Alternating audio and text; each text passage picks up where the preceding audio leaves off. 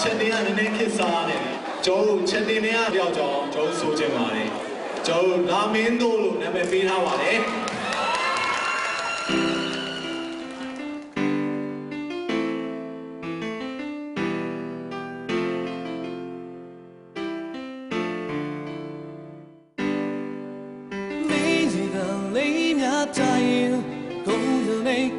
心路吧，就把你的等里面，哪里在摇啦？杀对的你的血干满的小人偏的包，那别人家的苦嘛，没俺吃的表皮咯，吃的对菜米那个俺些偏的苦包，你因为面子那个拉面那个吃开了。